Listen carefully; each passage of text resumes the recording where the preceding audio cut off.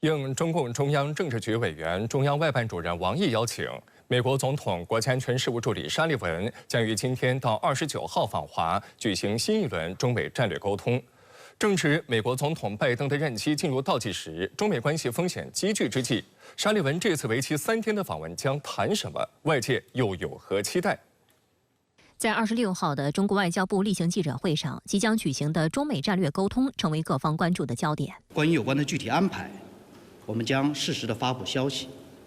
就新一轮中美战略沟通，中国外交部美大司负责人25号向媒体吹风，亮明中方立场，表明两国元首旧金山会晤之后，中美双方外交、财经、执法、气辩团队以及两军保持沟通，两国人民往来也在增加。同时，美国继续对华遏制打压，中方予以坚决反制，中美关系仍处在止跌企稳的关键关口。在沙利文访问期间，中方将重点就台湾问题、发展权利以及中国战略安全等表达严重关切，阐明严正立场，提出严肃要求。外界注意到，美国总统拜登上台以来，其内阁多名高官先后访华，其中美国国务卿布林肯、财政部长耶伦2度前往中国。但作为拜登政府外交政策的重要推手之一，沙利文自就任美国总统国家安全事务助理以来，还没有来过中国。一名美国政府高级官员表示，此次会谈的重点是在一系列棘手问题上保持沟通。沙利文将表明，即使在竞争中，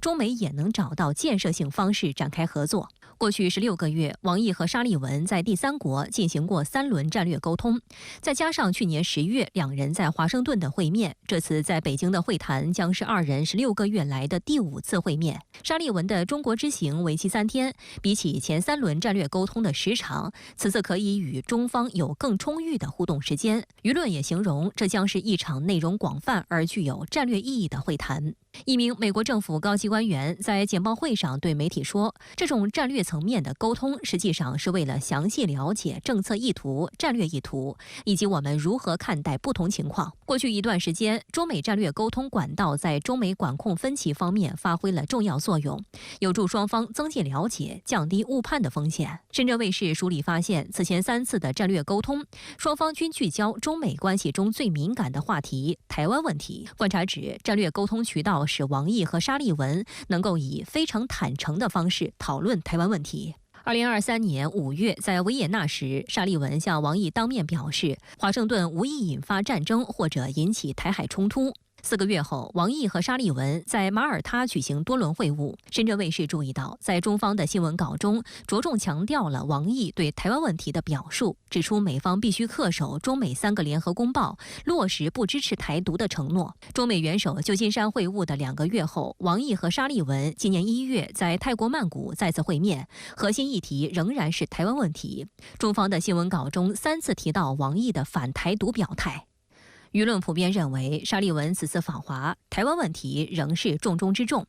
外交部美大司负责人在吹风会上也强调，台湾问题是中美关系第1条不可逾越的红线，台独是台海和平稳定的最大风险。对外经济贸易大学经济系教授、中国人民大学重阳金融研究院高级研究员龚炯在接受深圳卫视采访时就强调，要警惕美方在台湾问题上玩文字游戏。每次中美这种比较正式的会谈当中，中国都会第一个问题就会强调台湾问题。但是我想很明显，美国华盛顿所说的一个中国政策，跟中国外交部讲的一个中国政策是不太一样的。值得一提的是，此访是沙利文任内首次访华，也是8年来美国总统国家安全事务助理首次访华。美方有声音指，沙利文访华或将为中美元首潜在的再一次会晤铺路。香港中文大学深圳前海国际事务研究院院长郑永年对深圳卫视分析，为了稳定中美关系，这几年中方付出极大努力，沙利文此访的关键就是要把两国元首会晤的共识继续执行并落实。因为中美2个国家是世界上最大的第1大、第2大经济体，对吧？他们的内部的这个发展啊，都会影响整个的世界格局，他们的关系就基本上决定了这个世界的格局。我以前也一直强调，中美关系啊，它不是一对简单的双边关系，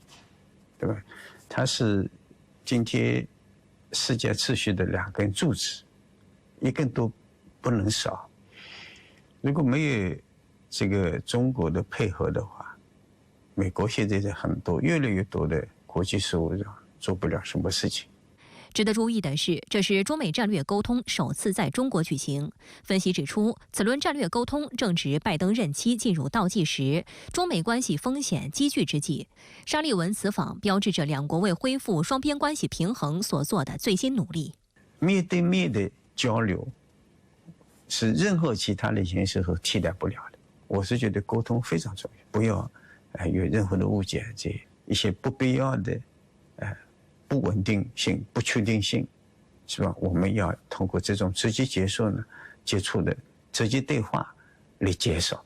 有观察人士注意到，去年中美元首旧金山会晤以来，美国仍然是说一套做一套。积极的迹象是，两国外交、财经、人文往来增强。仅在过去1个月时间内，就召开了中美金融工作组会议、循环经济专家对话、中美禁毒合作工作组首次高官会议等。但美国的消极动向同样一个接一个。华盛顿并未放弃在经济、科技等领域对华遏制打压。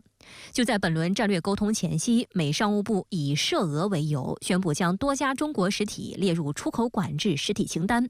对此，中国商务部表示，美方做法是典型的单边制裁和长臂管辖，破坏国际贸易秩序和规则，阻碍国际间正常经贸往来，影响全球产业链供应链安全稳定。中方对此强烈不满，坚决反对。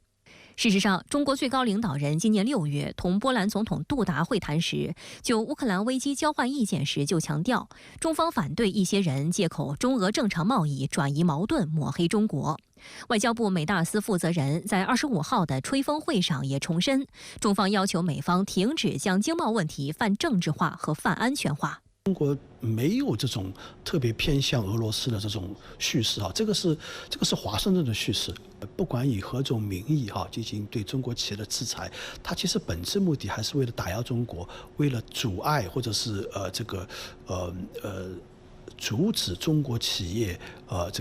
技术上的发展，这一点是毫无疑问的。就美方近来大肆抹黑炒作所谓产能过剩议题，危言耸听中国加大制造业投资将引发新一轮全球贸易战。外交部发言人林健周一也作出有力驳斥，强调中国制造享誉全球，靠的是持续研发投入和比较优势，而不是靠补贴进行倾销，更不是靠保护实现垄断。林健指出，保护主义带不来一家独赢的幻象，只会失去合作共赢的机遇。每当自身陷于困局，美国的一些人士和媒体就把别国当作转嫁矛盾的替罪羊，这种情况屡见不鲜。有分析称，中美关系面临的风险仍在积聚，挑战也在上升。中美关系的现状在很大程度上是信任赤字不断扩大的结果。在复杂局势下，保持对话对于读懂对方战略意图、避免误判至关重要。一个稳定、可预期的中美关系更符合两国和两国人民的利益，更有助于世界和平与稳定。